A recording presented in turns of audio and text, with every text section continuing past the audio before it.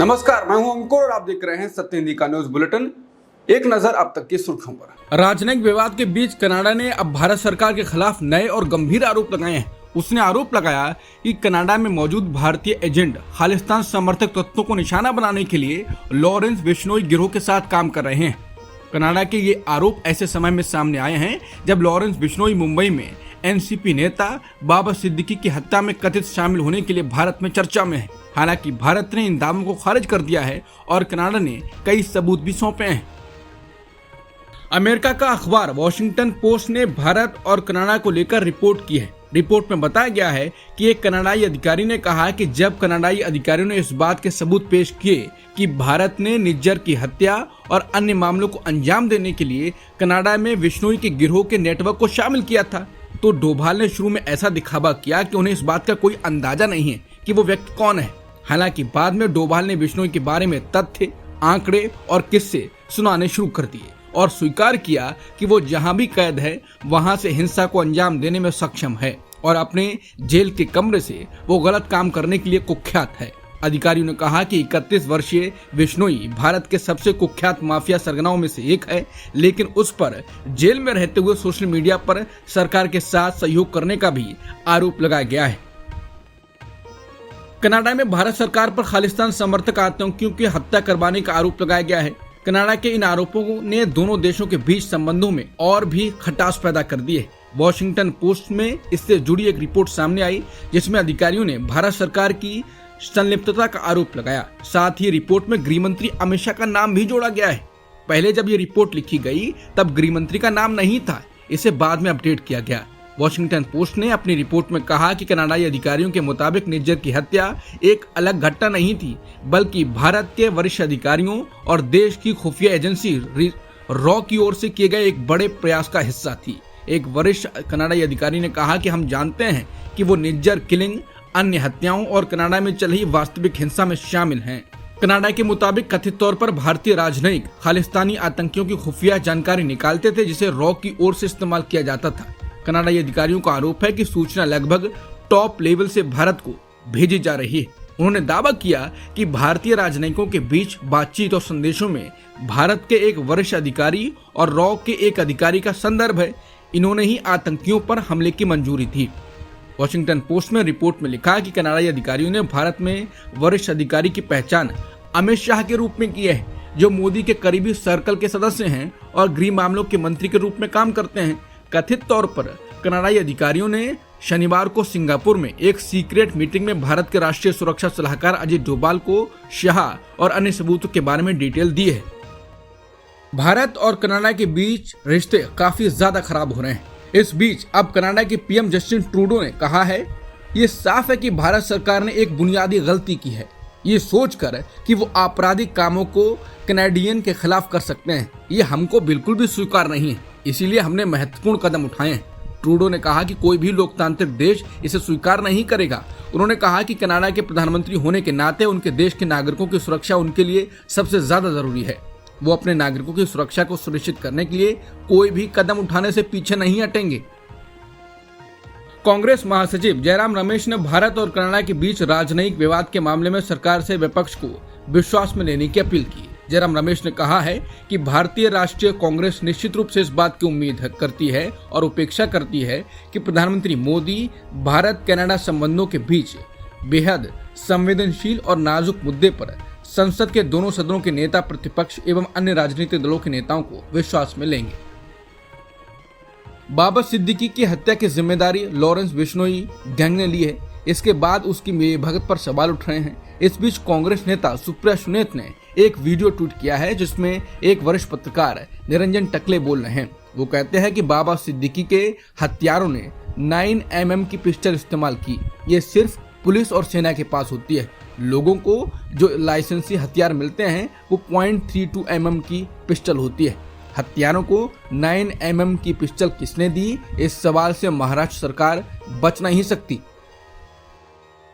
झारखंड और महाराष्ट्र विधानसभा चुनाव की तारीखों का ऐलान आज होगा। दोपहर 3:30 बजे चुनाव आयोग की प्रेस कॉन्फ्रेंस है। इस प्रेस कॉन्फ्रेंस में चुनाव आयोग इलेक्शन की तारीखों का ऐलान करेगा। महाराष्ट्र में 288 विधानसभा सीटें हैं, जबकि झारखंड में 81 विधानसभा सीटें हैं। इसके साथ ही चुनाव आयोग उत्तर प्रदेश की 10 विधानसभा सीटों पर होने वाले उपचुनाव का भी ऐलान कर सकता है। चुनाव आयोग आज झारखंड और महाराष्ट्र के विधानसभा चुनाव की तारीखों का ऐलान करेगा। दोपहर 3:30 बजे चुनाव आयोग की प्रेस कॉन्फ्रेंस है। इससे पहले झारखंड मुक्ति मोर्चा ने बड़ा आरोप लगाते हुए कहा कि बीजेपी को आज होने वाले ऐलान से पहले ही इसकी जानकारी मिल गई थी। जेएमएम नेता मनोज पांडे ने आरोप लगाया है कि बीजेपी नेताओं को कल ही चुनाव के ऐलान की जानकारी मिल गई थी। उन्होंने चुनाव आयोग को कठपुतली भी बताया। महाराष्ट्र विधानसभा का कार्यकाल नवंबर के आखिरी हफ्ते में खत्म हो रहा है। महाराष्ट्र और झारखंड विधानसभा चुनाव का बिगुल आज बजने जा रहा है। इसी बीच एनसीपी एसपी नेता शरद पवार ने बड़ा बयान दिया। उन्होंने कहा कि भले ही मेरी उम्र 84 साल है, लेकिन ये बूढ़ा आदमी रुकने वाला नहीं है। ये बूढ़ा आदमी उस समय तक नहीं रुकेगा जब तक महाराष्ट्र को सही रास्ते पर नहीं ले आता। बता दें कि शरद पवार चुनाव से संबंधित एक कार्यक्रम को संबोधित कर रहे थे। इसी दौरान उन्होंने एक वाकया सुनाया। उन्होंने कहा कि कुछ युवा लड़के हाथों में बोर्ड को लेकर खड़े हुए थे। लड़कों का इशारा इस तरफ था कि शरद पवार अब बूढ़े हो चुके हैं और उन्हें राजनीति से रिटायर हो जाना चाहिए। इसी को लेकर शरद पवार ने ये बयान दिया। उन्होंने कहा कि मैंने 60 सालों से एक भी छुट्टी नहीं ली है। महाराष्ट्र में चुनाव होने वाले हैं, उससे पहले महाराष्ट्र सरकार अपनी माझी लाडकी बहना योजना को प्रचारित करने के लिए विज्ञापनों पर जी तोड़ मेहनत कर रही है। करोड़ों पैसे खर्च कर रही है। रिपोर्ट के अनुसार पहले महाराष्ट्र सरकार ने प्रचार के लिए लगभग 200 करोड़ रुपए खर्च किए और जब वो उसे काफी नहीं लगे तो एक और प्रस्ताव को मंजूरी दे दी है। इस प्रस्ताव में जिला स्तरीय रैलियों के आयोजन पर 70 करोड़ रुपए खर्च किए जाएंगे। कुछ दिन पहले जारी सरकारी आदेश के मुताबिक सभी जिला कलेक्टरों को रैलियां आयोजित करने के लिए कहा गया है, जहां कम से कम 5000 महिलाओं की मौजूदगी जरूरी है। रैलियों का उद्देश्य न केवल लाडकी बहना योजना बल्कि दूसरी योजनाओं को भी बढ़ावा देना है।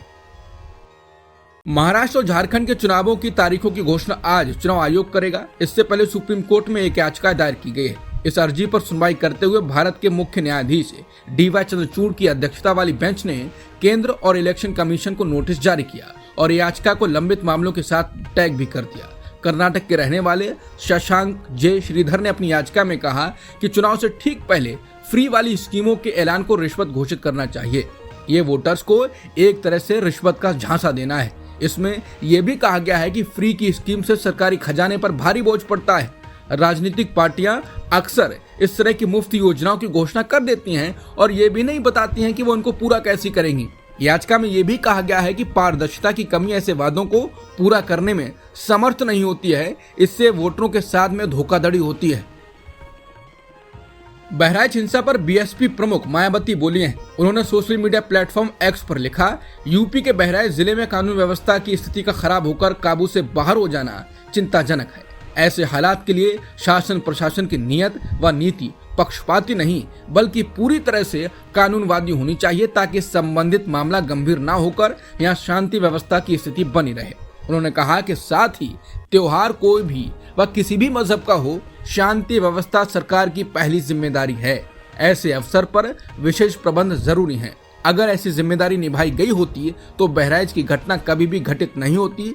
सरकार हर हाल में अमन चैन व लोगों के जान माल मजहब की सुरक्षा सुनिश्चित करे। लेबनान के स्वास्थ्य मंत्रालय ने दावा किया है कि उत्तरी लेबनान में इजराइल के हवाई हमले में कम से कम 21 लोगों की मौत हो गई और 8 अन्य घायल हो गए। इजराइल के हवाई हमले उत्तरी लेबनान के एओतो की रिहायशी इमारत पर हुए हैं। इस इलाके में ज्यादातर ईसाई लोग रहते हैं। एओतो उन इलाकों से काफी दूर है जहां इजराइल हिजबुल्लाह के ठिकानों पर हमले कर रहा है। संयुक्त राष्ट्र ने कहा है कि वो दक्षिणी लेबनान में अपने शांति रक्षक सैनिकों को नहीं हटाएगा, जबकि इजराइल ने कई बार कहा है कि संयुक्त राष्ट्र को वहां से अपने सैनिकों को हटा लेना चाहिए।